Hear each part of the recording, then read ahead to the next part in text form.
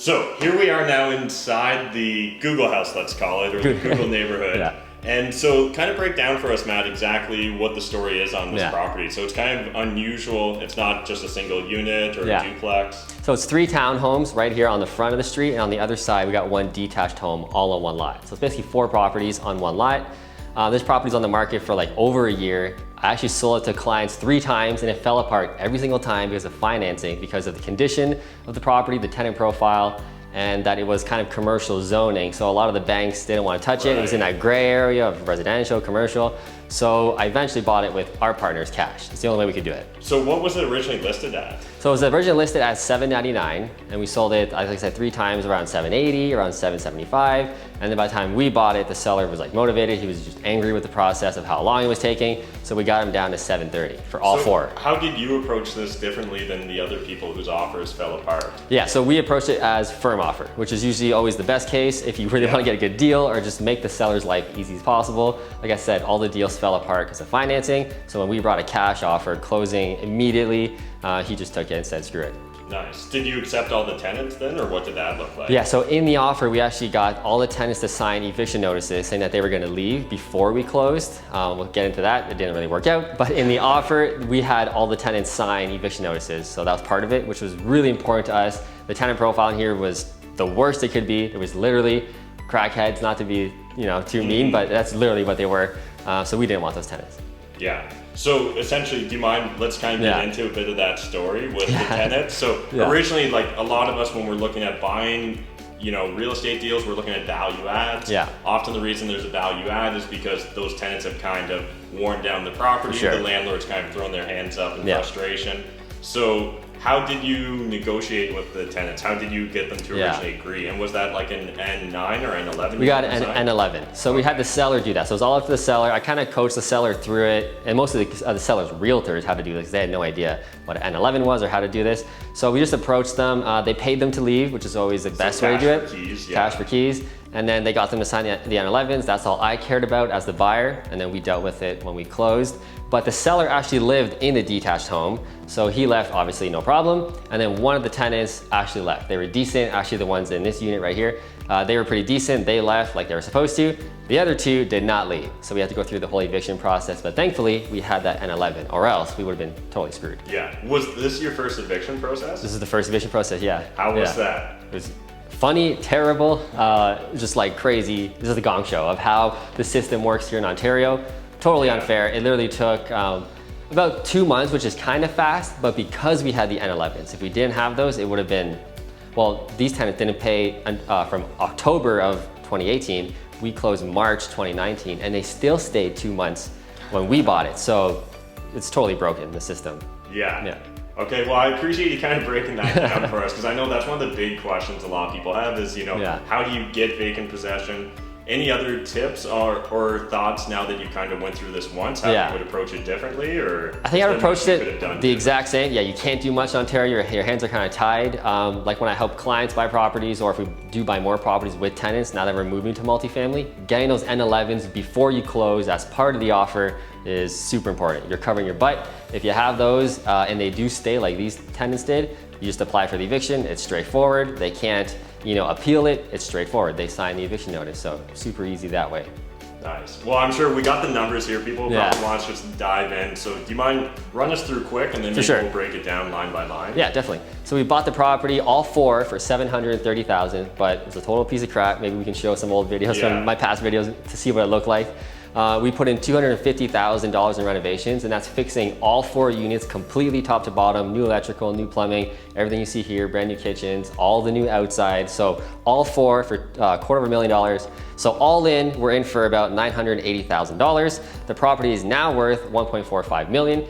Possibly even 1.5 million, but we're gonna be a little conservative with the refinance or throwing it on the market, which we can get into in a bit, which is probably what we might do. So total potential profit is $470,000. The whole renovation took 3 months.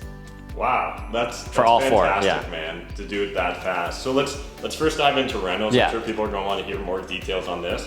What did you originally set out with 250,000, or what was your original budget, and how did that evolve? Original budget was 180 to 200,000 in 2-month timeline, but we had a couple tenants stay past, so that slowed us down a little bit. And the electrical, it was mostly knob and tube, which we knew there was some knob and tube in just the light fixtures. Turned out there was knob and tube almost everywhere. So the electrical bill that was expected to be 20,000 was about 35,000.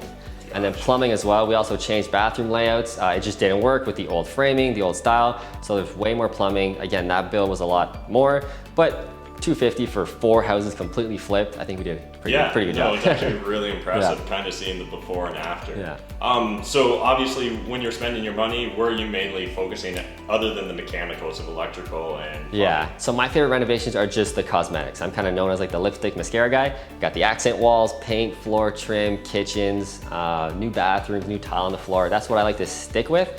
Moving walls and stuff, I don't really like to get into that, which we didn't do here at all. But here was just straight up lipstick. The place was in rough shape, hoarder, type tenants, which is crap everywhere. So we just got everything out, cleaned it up, easy. That's why it only took 3 months to kind of flip all 4 properties. Yeah, and so do you have similar finishes in all the properties is kind of what we're standing in here? Yeah, so all 4 look the exact same. Just different layouts slightly, but same exact kitchen, same floor, same color, same accent walls. They all look the same. So do you mind sharing with the audience, like where are you buying your kitchens from and your flooring? Yeah, so the flooring we just get at Flooring One, or Carpet One in Kitchener. There's a ton of them across Canada. It's a vinyl resin. So it's super durable for tenants. You literally can't scratch it unless you really try and scratch it. So it's commercial grade. So this floor goes in all of our properties, single family or multifamily. This kitchen we get at a custom kitchen shop here in Kitchener. They're called, I forget the name of the company. Aya Kitchens in Kitchener. We use them. They do great jobs of measuring. And this specifically, because this layout was so weird and there's angled walls. There's a lot of a custom kitchen was really important here. We couldn't just go with IKEA, which is what we normally have been doing for the past like 5 years. But these guys are great prices, super cheap, and they look a lot better. So we go with them. Like the kitchen taps, a lot of them we get on Amazon. The kitchen sinks on Amazon. This range hood I get on Amazon. Again, all the properties. So actually most of the materials I get online, whether it's Wayfair or Amazon. Those are my 2 go-to. So all like the light fixtures I get on Wayfair and all the fancy stuff like that. Nice, I've never actually used Wayfair. Yeah, it's awesome. I use it for like everything. And like most of the renovation I order online like the day we close or 2 weeks before. I can just literally order like everything, have it shipped when I want it, all online, which is cool. So how did you go about financing this then? Do you mind just kind of breaking down? Yeah. Did you finance this yourself? What did that look like? So we have partners. So all my deals are mostly partners. They bring all the money, so they're responsible for bringing it. So they brought about, I think, 500,000 of their own cash. And then we got a private lender. Again, they coordinated all of that. That's their responsibility. They coordinated the private lending for the rest of the remainder of the buying price and then the renovations as well. And so do you mind sharing with the audience, how difficult would it be for your average person to finance this? I'm thinking coming with about 50% or $500,000, essentially 50% of your total all-in cost. That's really going to allow you to have some leverage when dealing with private lenders. Exactly. So private lenders for this specific property was absolutely necessary. Like I said, the big banks did not want to touch this one. But when we're getting up to this price range, you probably have to start going to private lenders, so just other investors, other people, or even private lender institutions that will lend on a more risky project like this. Nice. And so ARV, have you had this place appraised yet? So we're getting appraised about in a week or 2, but we have a bunch of comps. It's because it's multifamily and commercial multifamily, because it has to be with the zoning. It's all based on cap rates and numbers. So the cap rate actually, this price should be like 1.5 or more million. So we're gonna be a little conservative and go with 1.45. We feel it's very strong. If we don't get the appraisal price that we want, which I really think we will, we'll just put it on the market probably next week actually, and just see if anybody's interested to buy it as is, another investor. And now they can actually finance it because it looks nice. Nice. And so what sort of range of cap rates are we looking at? Yeah, so for this, we're right downtown Kitchener, right by Google. So this is like a grade A area. So grade A areas in Kitchener, we're looking at 4.5 cap, even 4.25 cap. That's standard for here, and that's a good deal in this part of Kitchener. So people are like, oh, I get 8% somewhere else in Ohio or whatever. 4.5 in Kitchener is like smoking in this area. That's a good deal. Right. Yeah. Okay.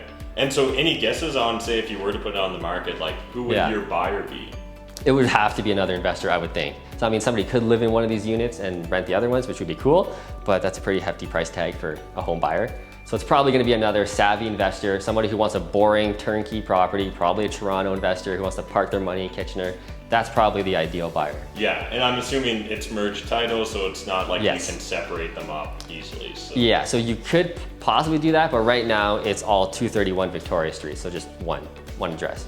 Awesome. So let's dive into the rent numbers. I know Matt's kind of broken it down for us. So, and do you remember, first of all, what these properties were renting for originally? I don't remember these specifics, but this one here was a 3-bedroom town. I think it was like 1,200. The other ones were 1,100 or 1,000. And the detached home, the seller lived in there, so that wasn't for rent, but super low quality tenants as well. But now, this one here, we're in the 3-bedroom town. This will rent for $1,750 plus hydro and gas. So because they're all townhomes, it's one water meter. So we pay the water, but they pay hydro and gas. Yeah. So $1,700 or $1,750 for the 3-bed, and then we have two bed towns. They rent for $1,650, $100 less, and the detached is $1,800 plus all utilities. And so do you mind sharing with the audience, when you're figuring out what price to rent them out at, what resources or how are you determining what market rents are? So there's a great resource called padmapper.com. It'll kind of compile all of the rental listings in your city and give you like what's the average. But since I'm a real estate agent and investor, focused on investors, I know what the rates are. So you're better off working with other investors or asking your local realtor who specializes with investors what the going rates are. They'll know more than, PadMapper or stuff like that. They'll know the real rates. Awesome. And so right now, obviously we're staying in one unit that's vacant that you're currently renting out, but your expected cash flow is $1,000? Yeah, once it's all said and done, after the refinance too, and we get all the money back, it'll still be around $1,000 cash flow. If we get these rents, which we have one of these rented already, we just got the other 3 to fill, which we're working on right now. Nice, I love it. And so will you continue with this JV partner on future projects? Like how do you go about attracting a JV partner to something like this? So how I attract all my JV partners is online through YouTube like this, social media. That's how I get all my partners. These specific partners, they like bigger stuff, so we can definitely do more. If we find kind of this exact business model, we'll do more business for sure. But yeah, most of my partners just come from social media. Sweet. And so if people want to reach out or find you on social media, what's the best way? Definitely YouTube is #1. So type in The Fruitful Investor in YouTube. You'll find me there. I post a ton of videos there, or just type in Matt Piche on Instagram or Google. You'll find me pretty much everywhere. Sweet.